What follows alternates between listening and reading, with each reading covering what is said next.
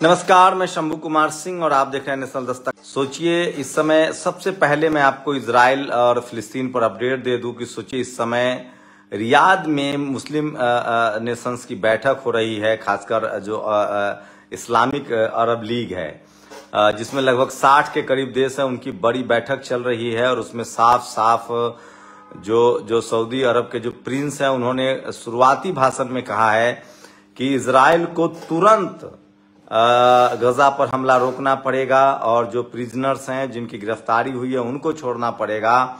वहीं सबसे बड़ा अपडेट जारी किया है अल जजीरा ने, लगभग 11,000 लोगों की मौत हो चुकी है और गजा के बाद अब वेस्ट बैंक में भी बमबारी हो रही है और लोगों की मौत हो रही है। और इसके बाद इस्लामिक देशों की बड़ी बैठक चल रही है। उन्होंने साफ साफ कहा है, जो शुरुआती भाषण में रियाद में चल रहा है, आज और कल बैठक चलेगी, कि किसी भी कीमत पर इस हमले को बर्दाश्त नहीं किया जाएगा और गजा पर हमले को इजराइल को तुरंत रोकना पड़ेगा। आपको बता दें कि इसके बहुत मायने हैं और वहीं इजराइल पर लगभग 4 देशों ने बमबारी और हमला शुरू कर दिया है, जिसमें लेबनान है, सीरिया है, ईरान है और यमन है। और इसके बाद सोचिए कि अब ये लड़ाई छिड़ती जा रही है। लास्ट प्रतिक्रिया बेंच लोग देख रहे हैं कि कल जो खाड़ी देशों की बैठक का लास्ट अंतिम दिनों का 11-12 को बैठक है, खाड़ी देशों ने साफ साफ कहा है कि आप किसी भी कीमत पर युद्ध के साथ बातचीत नहीं हो सकती है, आपको युद्ध समाप्त करना पड़ेगा। तो इस समय की सबसे बड़ी खबर बता रहा हूं कि खाड़ी देशों ने साफ साफ लहजे में कहा है कि इजराइल को युद्ध रोकना पड़ेगा, बंद करना पड़ेगा। आपको बता दें कि यूनाइटेड नेशंस ने एक आंकड़ा जारी किया है कि हर 10 मिनट में एक मासूम बच्चे की मौत हो रही है गजा पट्टी में। ये बड़ी खतरनाक खबर है और पूरी दुनिया में लगातार इजराइल का जिस तरह से विरोध हो रहा है वो भी बहुत गंभीर है। तो सोचिए किस तरह से रियाद में जो बड़ी बैठक चल रही है, उसके बाद साफ साफ उसके ओपनिंग रिमार्क्स में सऊदी अरबिया के क्राउन जो प्रिंस है उन्होंने कहा है कि किसी भी कीमत पर इस युद्ध को रोकना पड़ेगा और तुरंत गाजा पर हमला रोका जाए। इसका मतलब है कि साफ साफ खाड़ी देशों ने तय कर लिया है कि इस युद्ध को खत्म किया जाए, नहीं तो ये बात आगे बढ़ सकती है। वही जो पड़ोसी मुल्क है, खासकर इजराइल का और फिलिस्तीन का, उसमें खासकर ईरान, यमन और सीरिया जो है और लेबनान, ये 4 देश लगातार इस युद्ध में शामिल हो रहे हैं। रूस हथियारों की सप्लाई कर रहा है। वहीं अभी फिलहाल गजा को पूरी तरह से नेस्तनाबूद कर दिया गया है, भले खाक में बदल दिया गया है, मलबे में तब्दील कर दिया गया है, लेकिन अब जाकर इसका रिएक्शंस हो रहा है, प्रतिक्रिया हो रही है।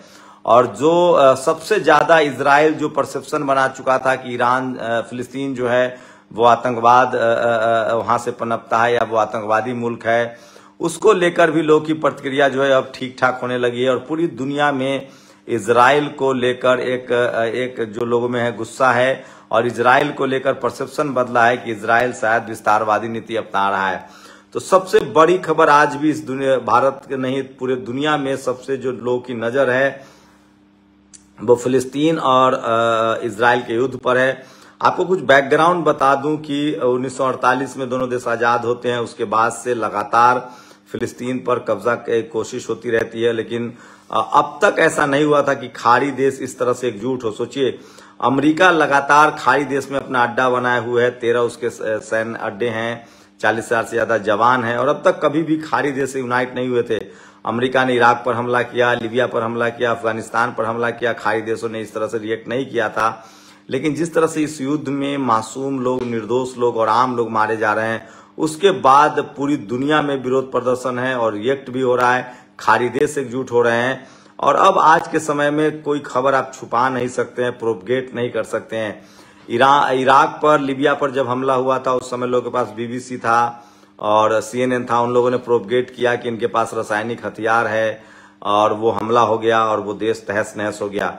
लेकिन आज के समय में खासकर अल जजीरा ने शानदार काम किया है, वो सबसे शानदार रिपोर्टिंग कर रहा है। वैसे भारत की कोई मीडिया तो नहीं गई फिलिस्तीन गजा पट्टी शुरुआत में, और उन लोगों ने जिस तरह से यहाँ प्रोपेगेंडा चलाया कि हमास को आज भी भारत के गृह मंत्रालय आतंकी संगठन नहीं कहता है, यूनाइटेड नेशंस भी उसको आतंकी संगठन नहीं कहता है।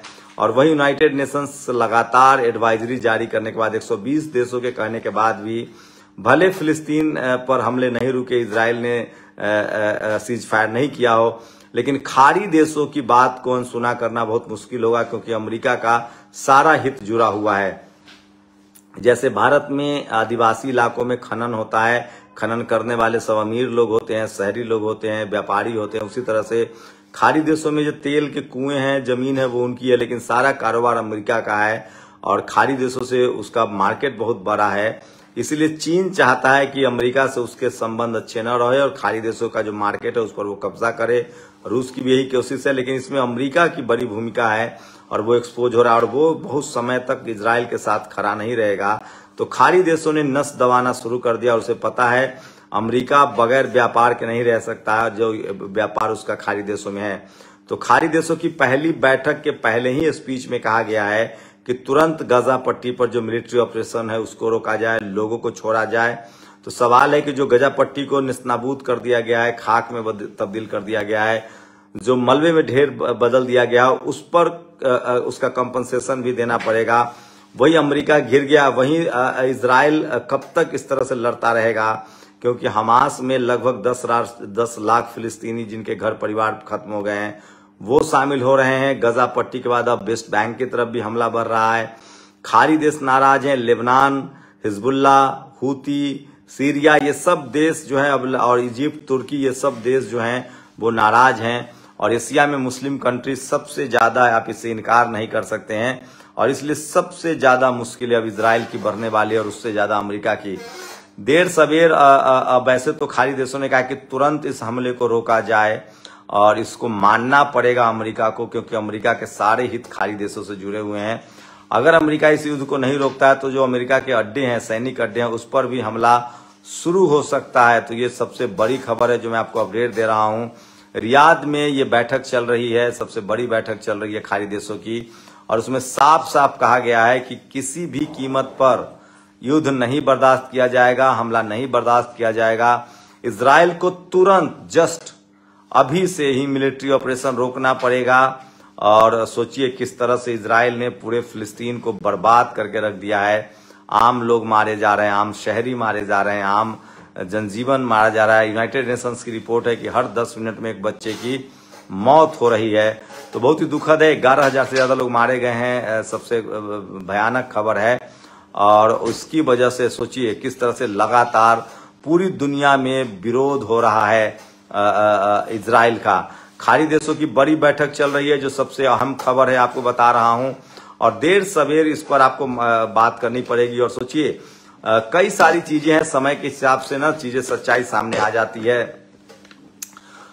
अब तक जो ये पब्लिक परसेप्शन बन गया था, अब तक जो दुनिया को इजराइल कन्विंस कर चुका था कि फिलिस्तीन एक आतंकी सरगना को पनाह देता है, वो परसेप्शन टूट गया। दुनिया पूछ रही है कि आखिर असली आतंकी कौन है। असली आतंकी इजराइल है, जो बच्चों को मार रहा है, महिलाओं को मार रहा है, बुजुर्गों को मार रहा है। ये सबसे बड़ी खबर है और उसको लग रहा है कि असली आतंकी ये हैं। और इस वजह से इजराइल अब अलग थलग पड़ गया है। अमेरिका के अलावा दुनिया का शायद ही कोई देश है जो उसके साथ खड़ा हो। और खाड़ी देशों ने 2 टूक में आज कहा है कि तुरंत मिलिट्री ऑपरेशन को रोकना पड़ेगा गाजा पट्टी में। और सबसे बड़ी खबर है, और फिलिस्तीन के पक्ष में पूरी दुनिया खड़ी है। शायद ही दुनिया का कोई देश हो जहां उसके पक्ष में आंदोलन नहीं चल रहे हैं, धरना नहीं चल रहा है। तो ये सबसे बड़ी खबर बता रहा हूं, किस तरह से साफ तय हो गया है कि इजराइल को इस युद्ध को रोकना पड़ेगा। वहीं इसके जवाब में इजराइल पर भी हमले जो है वो बढ़ गए हैं।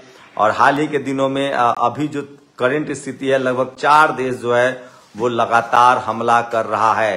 तो ये सबसे बड़ी खबर आपको बता रहा हूं, ये कि रियाद में बड़ी बैठक चल रही है मुस्लिम कंट्री की, और वो बैठक बहुत महत्वपूर्ण है, इंपॉर्टेंट है। और सऊदी अरब, 2 ऐसे देश हैं, कतर और सऊदी अरब, जो पावर सेंटर्स है और जो जिसको आप इग्नोर नहीं कर सकते हैं। 60 के करीब खाड़ी देश हैं, 57, और वो सब एकजुट हो रहे हैं। रियाद में बड़ी बैठक चल रही है। एक साथ कहा गया है कि इस युद्ध में रोका जाए, हमले को रोका जाए। तो बड़ी खबर बता रहा हूं।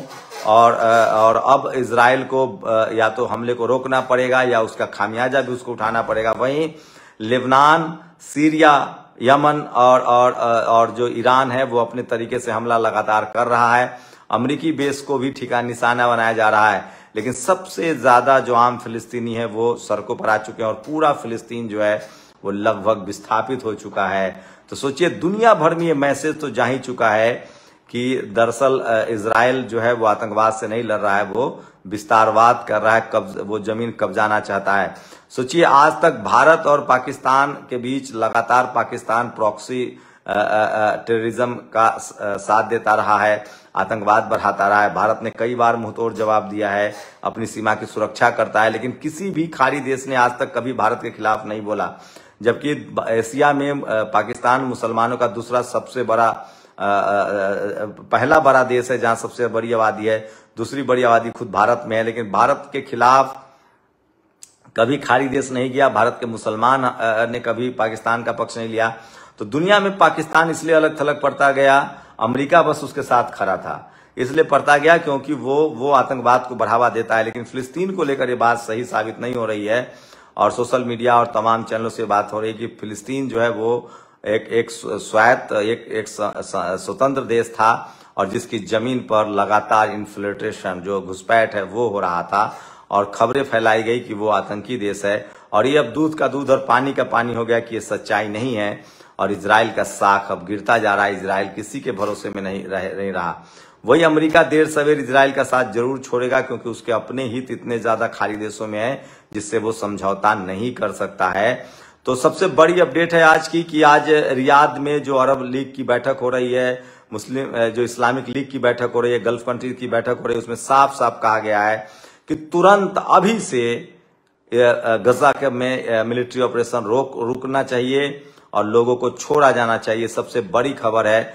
24 घंटा बहुत महत्वपूर्ण होगा। कल पता चल जाएगा कि आखिर क्या होने वाला है, और फाइनली अमेरिका को पीछे हटना पड़ेगा क्योंकि उसके अपने हित बहुत बड़े हैं।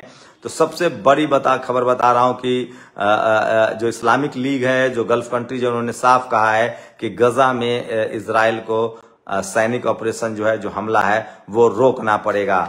वहीं इजराइल पर भी चारों तरफ से बमबारी की कोशिश हो रही है, रॉकेट छोड़े जा रहे हैं। हिजबुल्लाह, हुती, ईरान जो है वो इस युद्ध में शामिल है। और वहीं सोचिए, नई खबर आ रही है कि रूसी सैनिक भी ईरान तक पहुंच रहे हैं। तो हथियारों की अब कोई कमी नहीं। और अगर इजराइल ने अंतिम बार नहीं माना, अंतिम उसको मौका दिया जा रहा है, और अगर इजराइल ने इस बात को नहीं माना तो यकीन है कि ये युद्ध और लंबा खींचेगा और एशिया विश्व युद्ध के मुहाने पर खड़ा होगा। आप लोग अपनी प्रतिक्रिया जरूर दीजिए। शुक्रिया। नेशनल दस्तक की आपसे गुजारिश है कि अगर इसको बचाना चाहते हैं तो नेशनल दस्तक को सब्सक्राइब करने के लिए रेड कलर के सब्सक्राइब बटन को दबाएं, फिर बेल आइकन की घंटी दबाएं। नेशनल दस्तक को बचाने के लिए बहुत जरूरी है कि हर खबर को शेयर करें, लाइक करें, कमेंट जरूर करें।